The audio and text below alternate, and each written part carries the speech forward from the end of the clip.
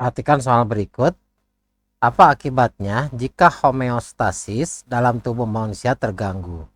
Alternatif jawabannya, jika homeostasis dalam tubuh manusia terganggu, maka keseimbangan internal tubuh tidak dapat dipertahankan, sehingga berbagai fungsi organ menjadi tidak stabil. Akibatnya, proses fisiologis penting seperti pengaturan suhu, kadar gula darah, tekanan darah, dan keseimbangan cairan tubuh dapat terganggu. Bagaimana untuk jawaban lengkapnya dan bagaimana untuk 3 soal lainnya? Yuk kita bahas. Assalamualaikum warahmatullahi wabarakatuh. Pada video ini kita akan membahas secara lengkap mata pelajaran ilmu pengetahuan alam untuk sekolah menengah pertama atau Madrasah Sanawiyah kelas 9 halaman 31 kurikulum merdeka edisi revisi. Selamat datang di channel YouTube 1001 Ide. Jangan lupa like dan subscribe channel ini. Bagian B, homeostasis. Tubuh kita memiliki kemampuan untuk mengatur jumlah dan warna urin sesuai dengan kebutuhan cairan. Jika kita minum banyak, urin akan lebih jernih dan jumlahnya lebih banyak. Sebaliknya, jika tubuh kekurangan cairan, urin akan berwarna lebih gelap dan berbau lebih pekat. Perhatikan pada gambar 1.11, kenali warna urinmu. Di sini ada warna urin dari mulai bening sampai yang berwarna coklat. Apabila warnanya bening itu sangat terhidrasi, untuk warna kuning itu normal. Sedangkan coklat adalah dehidrasi atau hasil asupan makanan atau obat. Perhatikan paling penting di bawah, apabila berbuih atau berbusa, kemungkinan ada masalah pada ginjal atau hanya kelebihan protein. Kemudian jika warna urin kecoklatan, coklat, oranye, dan merah selama berhari-hari, segera temui dokter. Apa yang dimaksud dengan homeostasis? Homeostasis adalah proses otomatis mengatur diri sendiri yang dilakukan oleh tubuh untuk mempertahankan kondisi stabil agar proses di dalam tubuh makhluk hidup berjalan normal meskipun terjadi perubahan internal dan eksternal. Jika homeostasis berhasil, maka hidup akan berlanjut dan normal. Jika tidak berhasil, organisme akan mengalami kelainan bahkan kematian. Perhatikan pada halaman 31 pada bagian ayo uji kemampuan. Soal yang pertama. Apa akibatnya jika homeostatis dalam tubuh manusia terganggu? Alternatif jawabannya, jika homeostatis dalam tubuh manusia terganggu, maka keseimbangan internal tubuh tidak dapat dipertahankan, sehingga berbagai fungsi organ menjadi tidak stabil. Akibatnya, proses fisiologis penting seperti pengaturan suhu, kadar gula darah, tekanan darah, dan keseimbangan cairan tubuh dapat terganggu. Jika tidak segera dikoreksi, kondisi ini dapat menimbulkan gangguan kesehatan serius, misalnya dehidrasi, hipoglikemia, hipertensi, gangguan fungsi ginjal, bahkan kegagalan organ dan kematian. Dengan demikian, homeostasis sangat penting untuk menjaga tubuh tetap berada pada kondisi optimal agar sel dan jaringan dapat berfungsi dengan baik.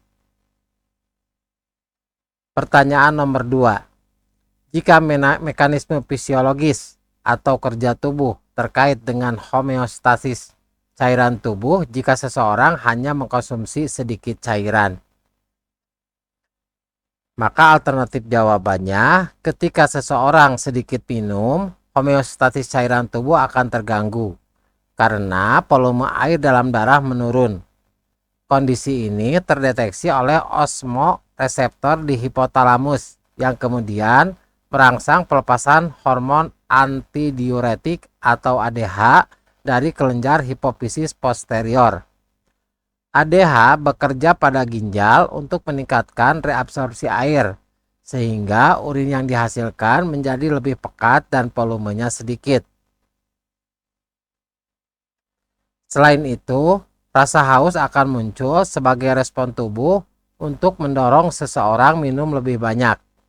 Mekanisme fisiologis ini bertujuan menjaga keseimbangan cairan dan elektrolit agar tidak terjadi dehidrasi yang berbahaya. Soal nomor 3. Beberapa pendaki gunung seringkali mengalami hipotermia. Hipotermia itu kondisi ketika suhu tubuh turun terlalu rendah di bawah 35 derajat Celcius, sehingga tubuh tidak bisa bekerja dengan normal bahkan berakibat pada kematian.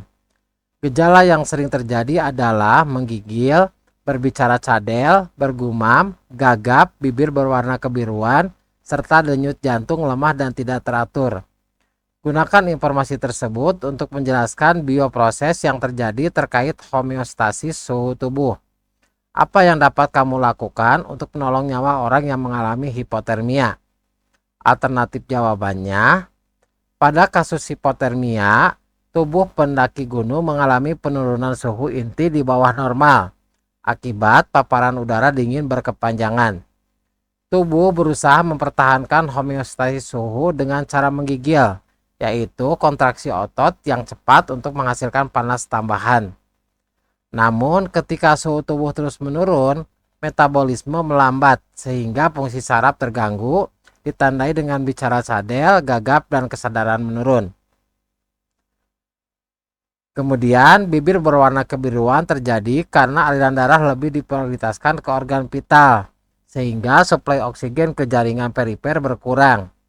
Denyut jantung melemah dan tidak teratur juga menjadi tanda bahwa suhu rendah mengganggu kerja otot jantung. Kemudian bagaimana untuk menolong penderita hipotermia? Untuk menolong penderita hipotermia, langkah yang dapat dilakukan adalah segera memindahkannya ke tempat hangat, mengganti pakaian basah dengan yang kering, menyelimuti tubuh dengan selimut tebal atau kantong tidur, serta memberikan minuman hangat jika penderita masih sadar. Pertolongan cepat sangat penting karena hipotermia dapat berakibat fatal bila tidak segera ditangani. Soal nomor 4. Perhatikan diagram pengaturan kalsium berikut. Berdasarkan gambar 1.5 mengenai homeostasis kalsium, uraikan mekanisme bioproses yang akan terjadi jika kadar kalsium dalam darah tubuh manusia turun secara drastis. Alternatif jawabannya, jika kadar kalsium dalam darah tubuh manusia turun secara drastis, maka kelenjar paratiroid segera mendeteksi kondisi tersebut dan mengeluarkan hormon parathormon atau PTH. Hormon ini bekerja dengan beberapa cara sekaligus untuk mengembalikan kadar kalsium darah ke kondisi normal.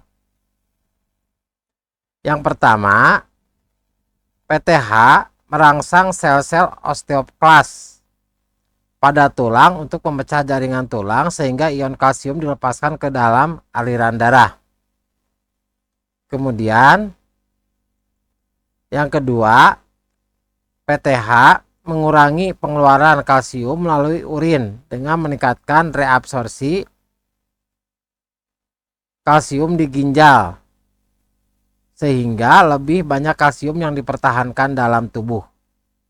Perhatikan, jadi ketika ini respon dari PTH yang pertama itu perangsang sel-sel osteoklas pada tulang. Ini akan perangsang tulang melepaskan kalsium 2+ atau Ca2+. Kemudian untuk PTH itu mengurangi juga pengeluaran kalsium melalui urin.